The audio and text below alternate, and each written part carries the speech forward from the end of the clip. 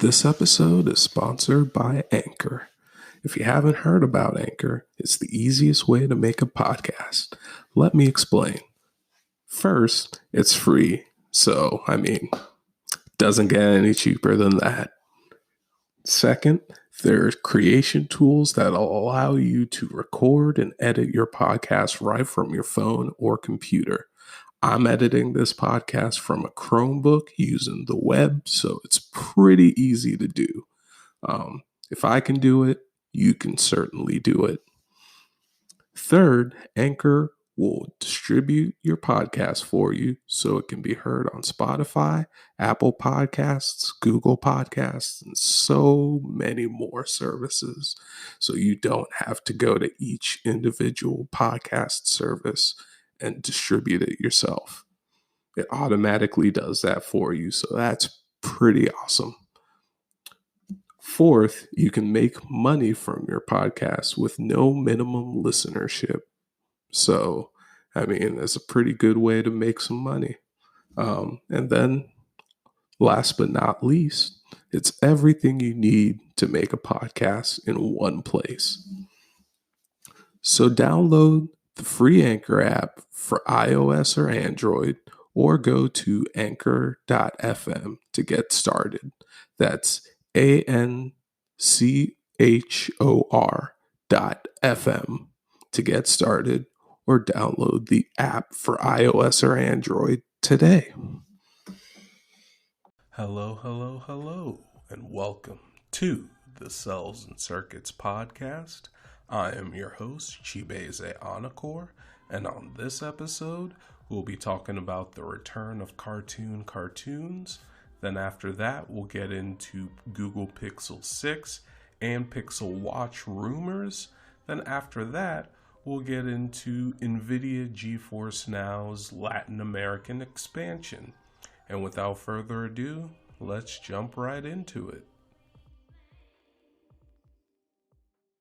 All right, hello, welcome back. Man, it feels good to be back.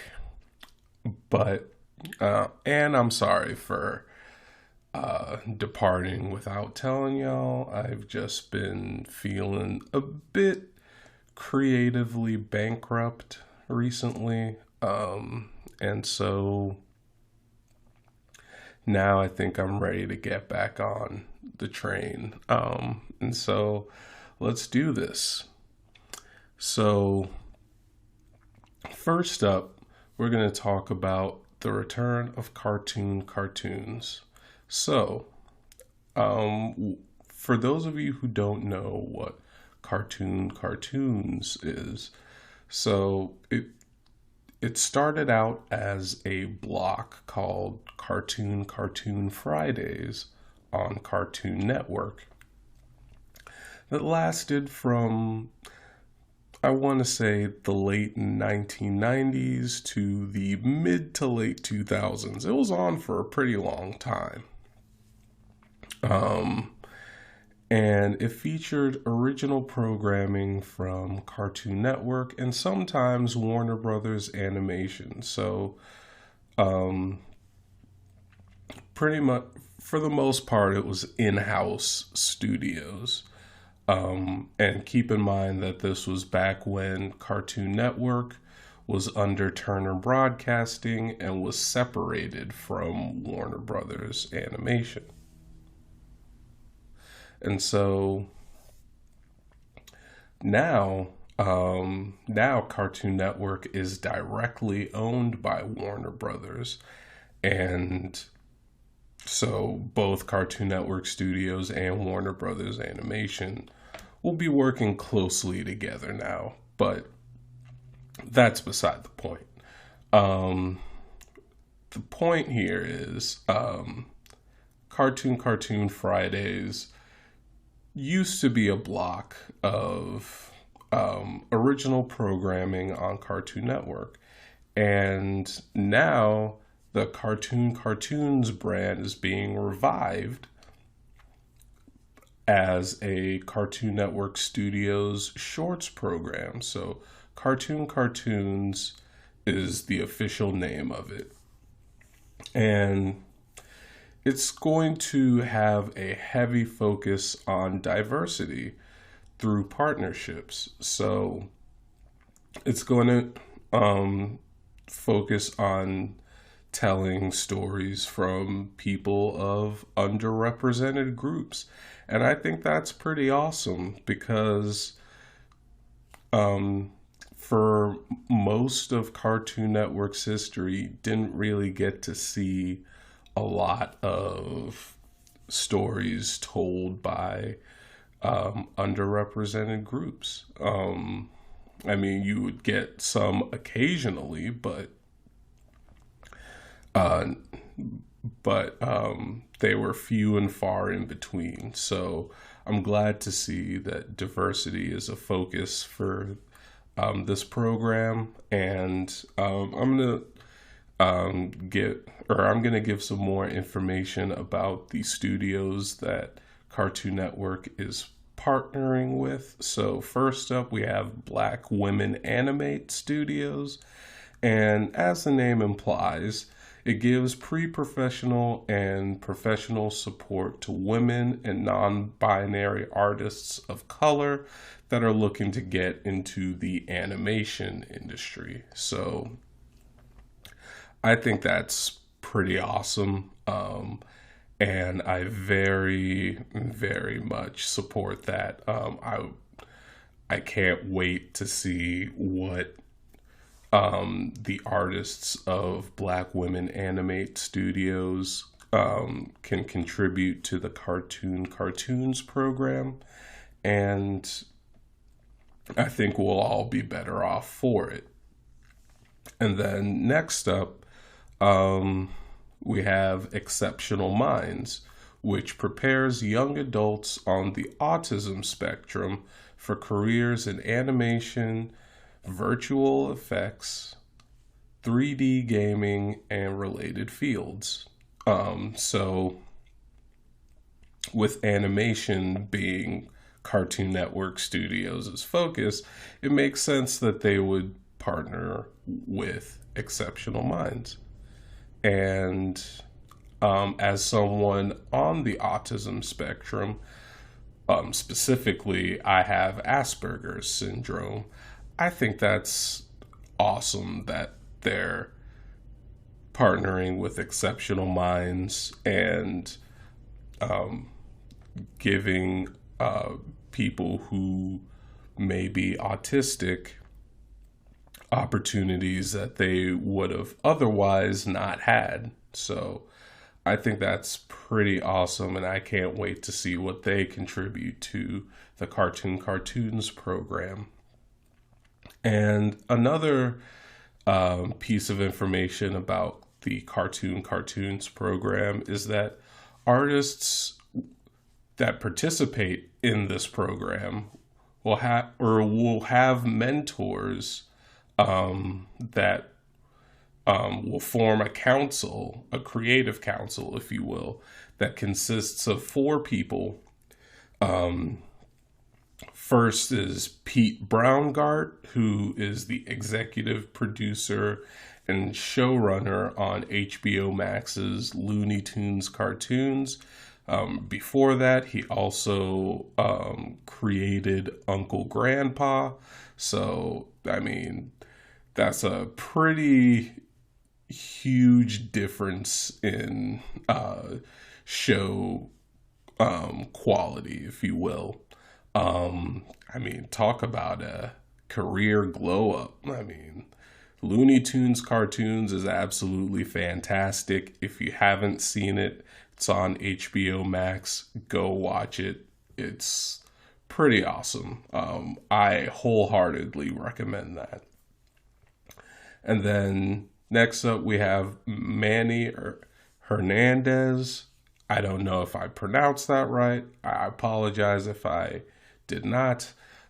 He is a supervising director on Cartoon Network's We Bare Bears and executive producer on We Baby Bears. So good stuff there. I haven't watched We Bare Bears, so I have no idea if We Bare Bears is good or not. I mean, I'm assuming it is since it ran for multiple seasons, but yeah, I mean, should be pretty, or yeah, or it looks like he has. Wow, I can't talk today. It seems like Manny Hernandez has a lot of good experience. And then next up, we have Katie Rice, who is a series director on Hulu's Animaniacs, which is a Warner Brothers animation production, just like Looney Tunes cartoons is. And I think that's pretty awesome because the Animaniacs reboot is, for the most part, pretty universally liked by most of the people who watched it. So, including me. So so yeah, she should definitely be, or she, I hope she'll be a good mentor. And then last but not least, we have Aminder Dhaliwal. I'm so sorry if I mispronounced that name, which I probably did. Um, and I believe that's a she. She's an animator and creator of graphic novel Woman World, which Woman World, I believe, was supposed to be an animated series on Freeform, but never got to get to that point, which is unfortunate. But I'm interested to see what she could bring to the cartoons program. I mean, not that I'll probably ever know, but yeah, I guess we'll see. We'll see what comes out of the program, and I'm really excited for this program. But um, there are a couple of things that I hope come from this program. And one thing, or the most important thing for me, is genre diversity. So, because of all four of the mentors who I just recently listed off, I worry that there will be a huge, or there'll be like a huge comedy slant, if that makes sense. I think it may be, skewed towards comedy. So I hope that there will be more diverse genres, because there are a lot of stories that people can tell with animation, and I would like to see some action cartoons. I would like to see some dramas. Like, give me more Infinity Trains. Give me more Symbiotic Titans. Um, Give me more Generator Rexes. Give me more Over the Garden Walls. Uh, just give me more stuff, more non-comedy content, or non-comedic content. There we go. So give me more of that. That's what I want to see. It's more genre diversity, because animation's a medium, not a genre. But I would love to see some genre diversity in the shorts that come out of this program. And then another thing is, I would like to see some target demographic diversity. So, with the upcoming launch of the preschool block Cartoonito Cartoon Network Studios is positioning itself to create animation for a wide range of people. Of course, Cartoon Network is mostly focused on making content for boys, roughly aged 6 to 11, maybe 6 to 14 or so. I would like to see some adult animation come out of this program, but I would also like to see some content that's geared towards girls and geared towards preschoolers as well.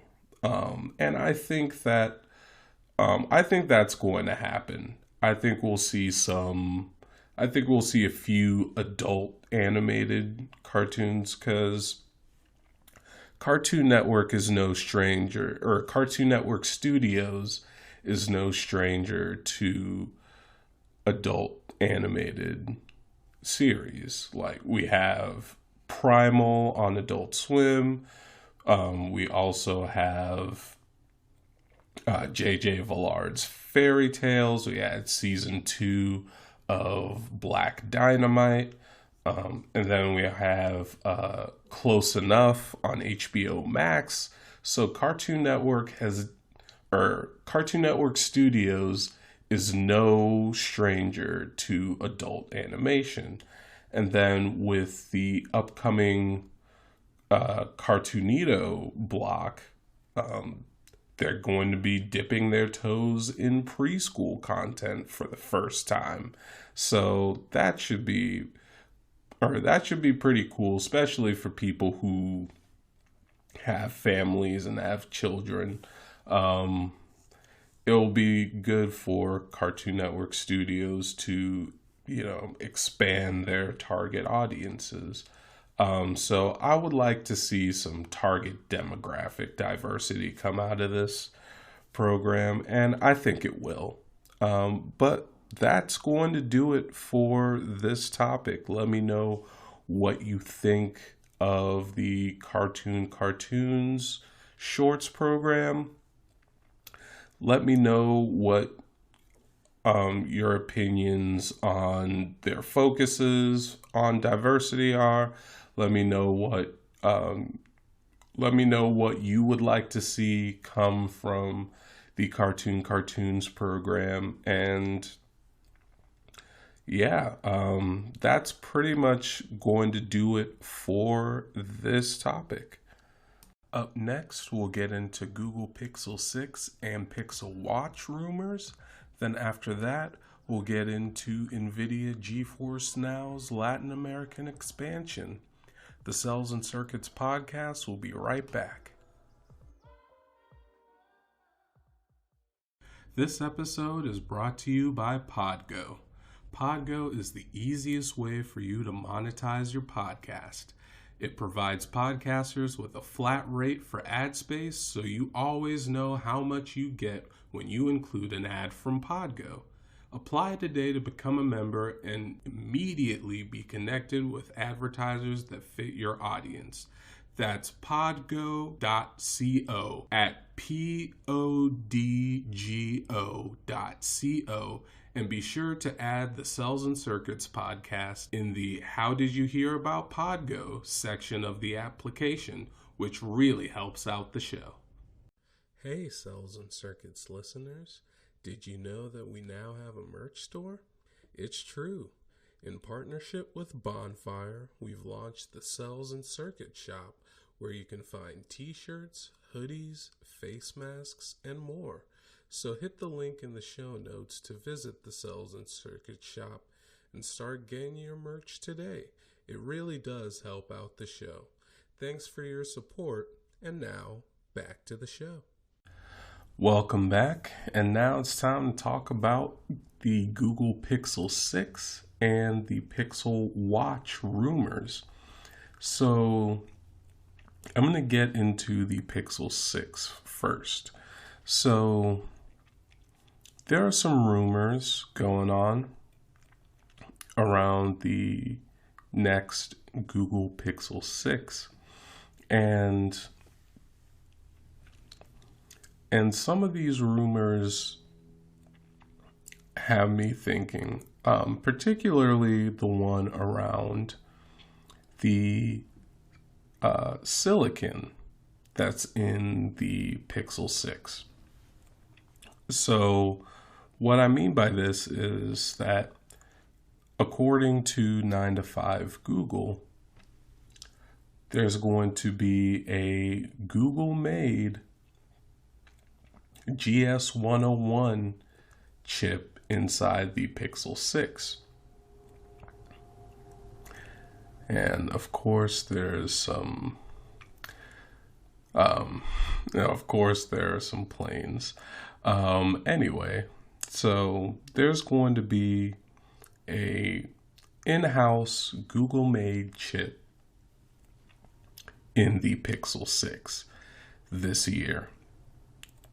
So, which will be the first Pixel phone to have ever gotten an in-house made chip. Previously, Pixel phones have used the same chips that every other Android flagship has used, which are mostly Qualcomm made chips or Qualcomm Snapdragon made chips.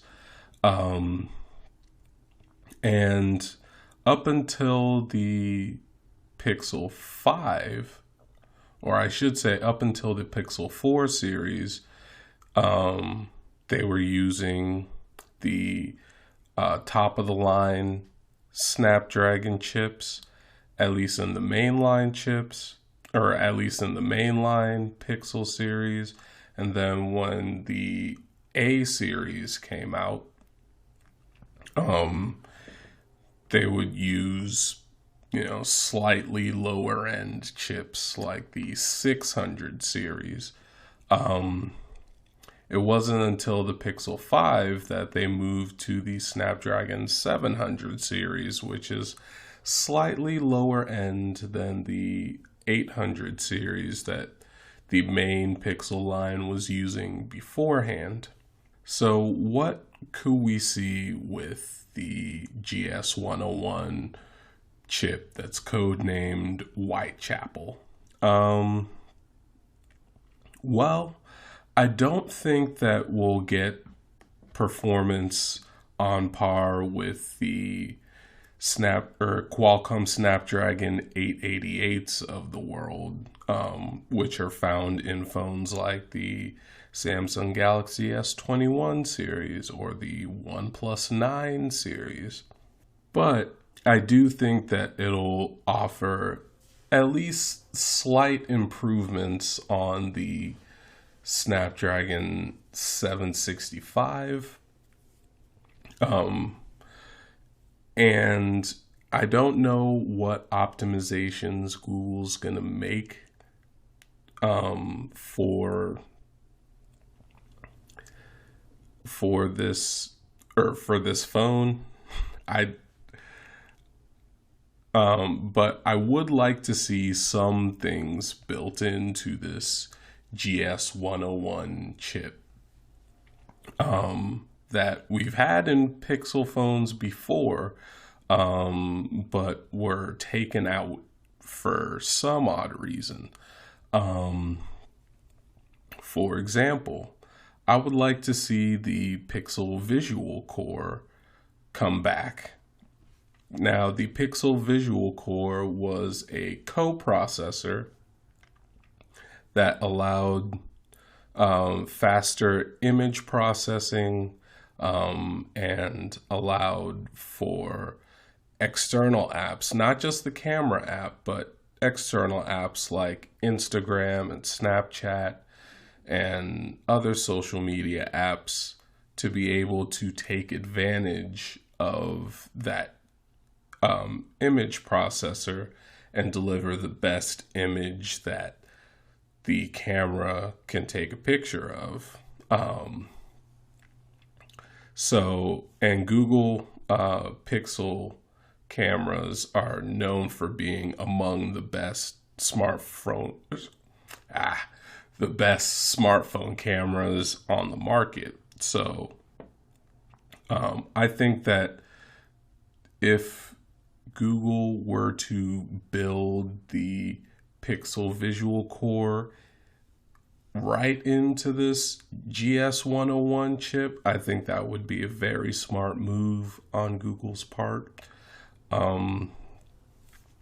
It would just make the photography on Pixels that much better. And it would also make the social media posts coming from Pixel phones so much better, especially for those of us who have a Pixel 5, where we don't have the Pixel Visual Core anymore.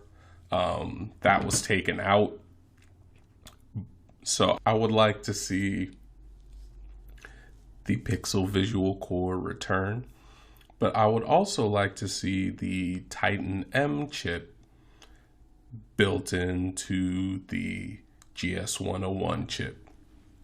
So the Titan M is another co-processor that Google included with their Pixel phones that allows for advanced security on the chip. So on the phone. So it does things like authentications, or fingerprint authentications, and PIN authentications, and make sure that your phone is more secure. It would be great if the Titan M was also built into this GS101 chip, similar to how Apple builds their T-series co-processors that do security and stuff like that are very similar to the Titan M. It would be great if Google copied that strategy with the Pixel Visual Core and the Titan M and built them into this GS101 chip. But I don't know if that's going to happen. That's just what I would like to see. But do let me know what you would like to see, or what performance improvements you would like to see from the first Google-made chip in the Pixel phones. And next up, I think that would be a good segue into the Pixel Watch rumors. So, according to renders that were leaked by John Prosser of Front Page Tech, I mean, there have been images of the Pixel Watch that have leaked out, and I gotta say, it looks like a pretty awesome watch, and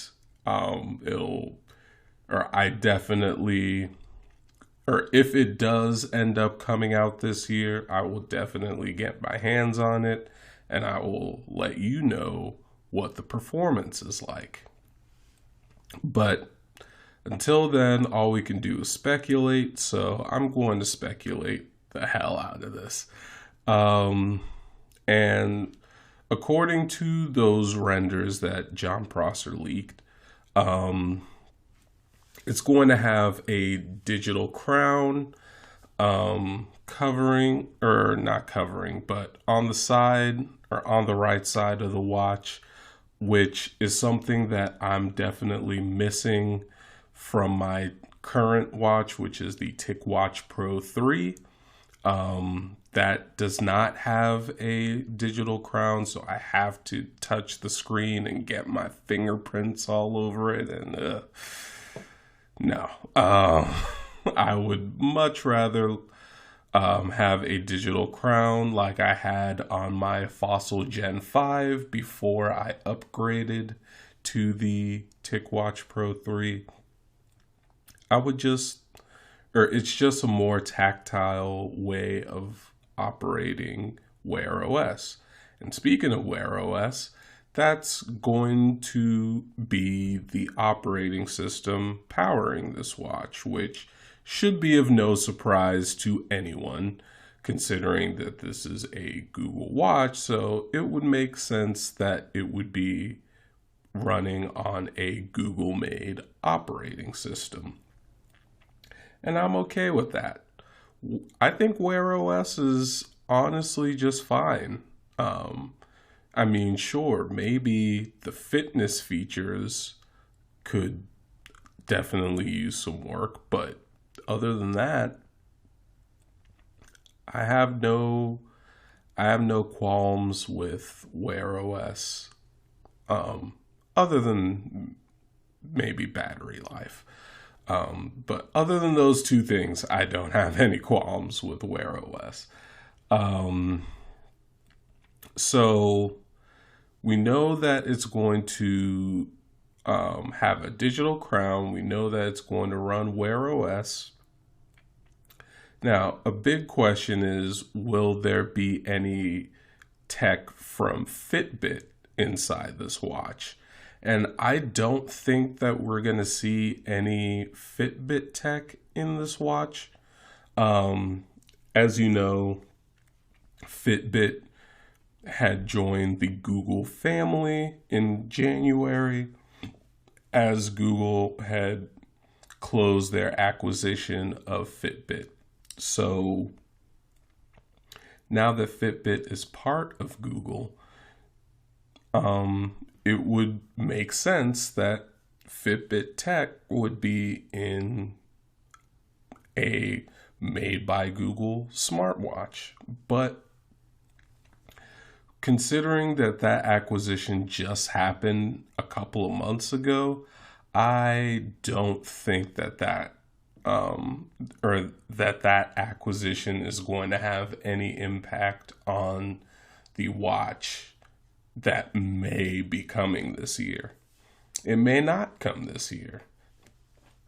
If we do see any Fitbit tech in a Google-made watch, I do think it'll probably be the Pixel Watch 2 or maybe the Pixel Watch 3 or something like that. I think that would make more sense, as it would allow the time for the Made by Google and Fitbit teams to be working together and integrating more fitness features into Wear OS, or integrating more of Google's features into Fitbit OS, or maybe both. But we'll see. Now, as far as the processor goes, do I think that we'll have a Qualcomm processor, or do I think that we'll have a variant of the GS101 that I mentioned earlier that was coming to the Pixel 6?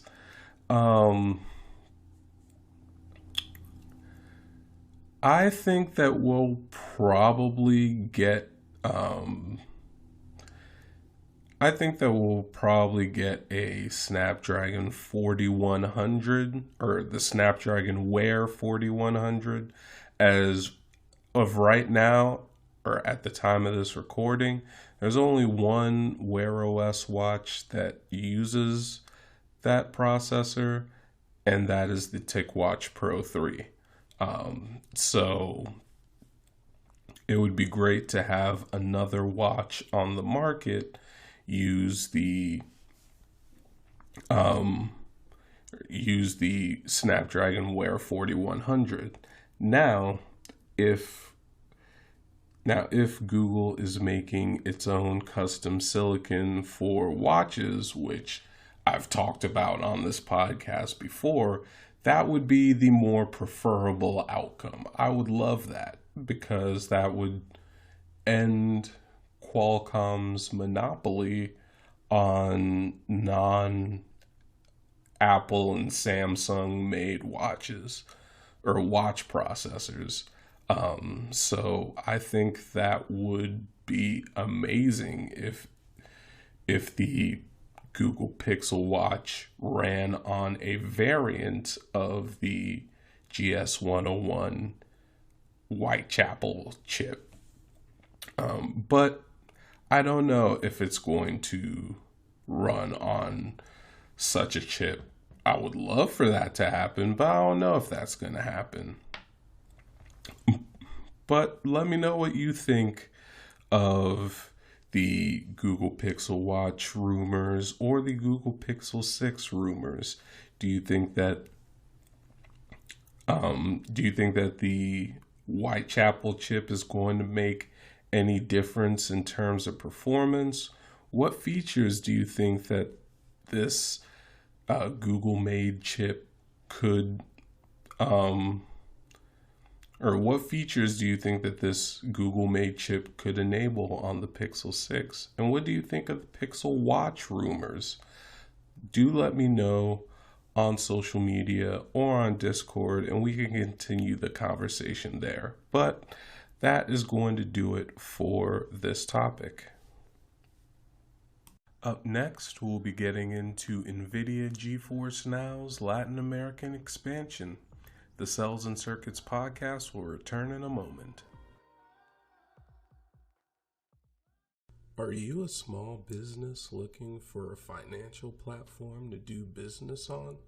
Check out Payment, the first Black-owned financial platform where you can do things like sending invoices, accepting payments, and more features will be added in the future. If you watch Trigger Warning with Killer Mike on Netflix, you know that money stays within the Black community for an average of 6 hours compared to the days and sometimes weeks that other communities get. So if you want to bring or keep money in the Black community, join Payment, that's PEYMYNT, at the affiliate link in the show notes today. Hey, Cels and Circuits listeners. Want to support the show without having to buy any merch? Well, you can do that by buying us a coffee.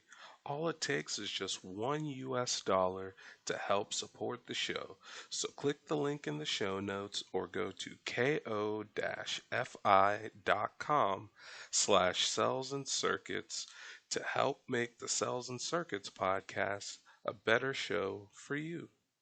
All right, so last up, we'll talk about Nvidia GeForce Now's Latin American expansion. So, for those of you who don't know, Nvidia is partnering with a company called Abia, or is it Abia? I don't know. I apologize if I'm mispronouncing it, but they're bringing GeForce Now to Latin American countries. And this is huge news for cloud gaming because if you remember from my one of my beginning of the year episodes, I mentioned that cloud gaming was going to expand into new countries, and we're seeing that happen now with Nvidia GeForce Now. Now, mind you, Nvidia GeForce Now, or this isn't an immediate thing.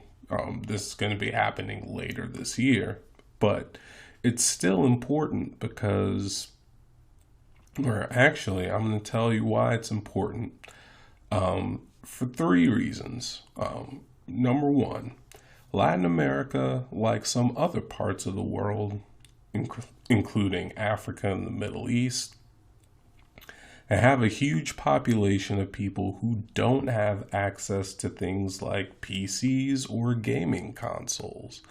I mean, it's hard enough to get the PS5 and the Xbox Series X here in America, so you can only imagine how it is in Latin American countries. So, yeah, it's you could probably see why there haven't been that many PS5s or Xbox Series X's out in the wild. Hell, you know, a lot of people in those countries may not even have a PS4 or an Xbox One.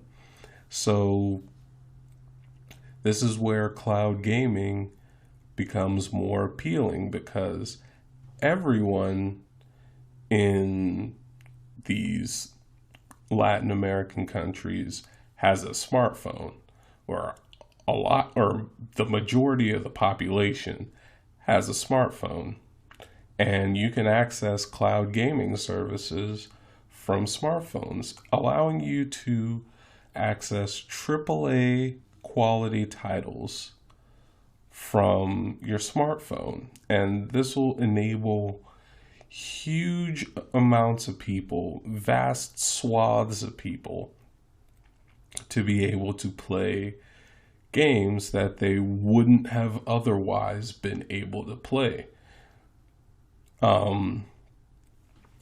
They've been exclusively, or they've been only exposed to mobile games, but in terms of console gaming, they only have access to that through watching other people play those console games. Well, now they have access to those console quality games, and they can play them on their phones, which is pretty awesome. Like, accessibility is one of the best things that cloud gaming is going to enable, and I'm glad that Latin America is going to get.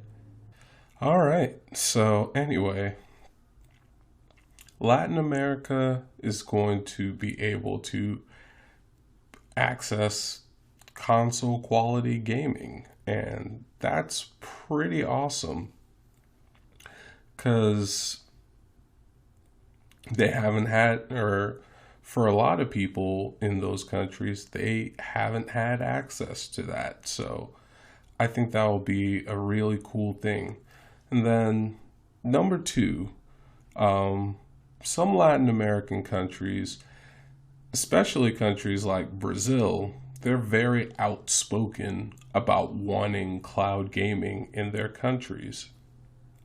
Whenever I go and look at the replies to tweets from GeForce Now's competitors like Google Stadia, Amazon Luna, some of those comments include, why isn't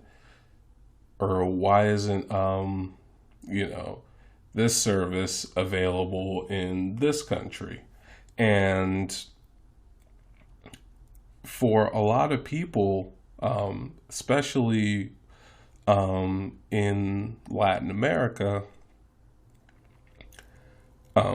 they really want cloud gaming in there, because it allows them to get access to those AAA quality titles, and also it'll allow more people to become streamers. You could see a new generation of streamers, and that more accurately represents the entire world. Little by little, of course. So, Latin America, I'm definitely going to be very happy to see what all comes from that part of the world, and how Latin America is going, or how an expansion into Latin America is going to impact cloud gaming, and particularly in this case, GeForce Now.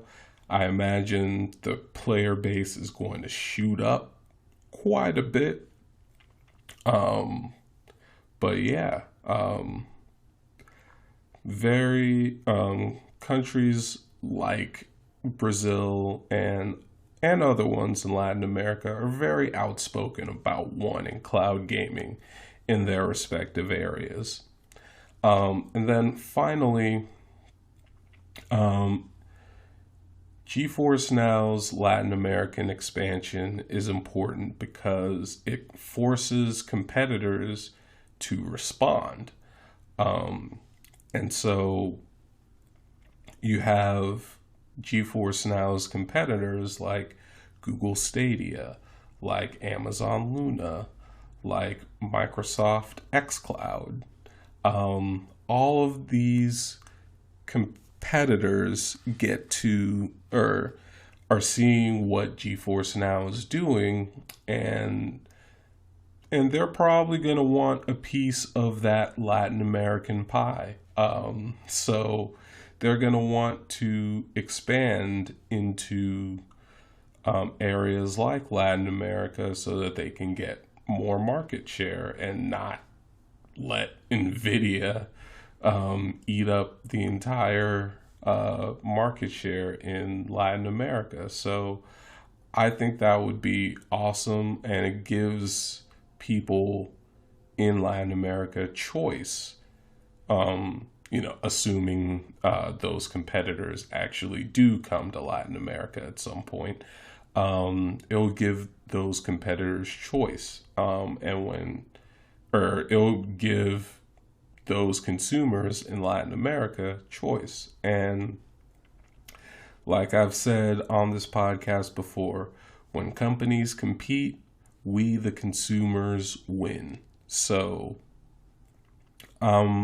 definitely, or even though I don't live in Latin America, I'm definitely happy that cloud gaming is going to be coming to Latin America in the form of GeForce Now. And kudos to Nvidia and Abia on making this happen.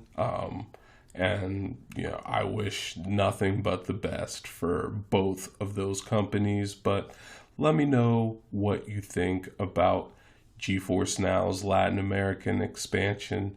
Do you think this will be good for cloud gaming? What benefits do you think it'll bring? Let me know what your thoughts are on social media or on Discord, and we can continue the conversation there. But that's going to do it for this topic and this episode. Thank you so much for listening to the Cels and Circuits podcast, the place for tunes, tech, and where they intersect. Let me know what you think of any of the topics discussed on social media or on Discord via the Flow page link in the show notes. If you like this content, share it on social media and give it a review to help more people find it. If you want to see even more content just like this, consider supporting Cels and Circuits on Ko-fi or visiting the Cels and Circuits shop. The Cels and Circuits podcast was written, produced, and edited by me, Chibeze Anakor. Our intro, outro, and transition music was made by Tiffy3. That'll do it for this episode. So until next time, I'm Chibeze, signing off.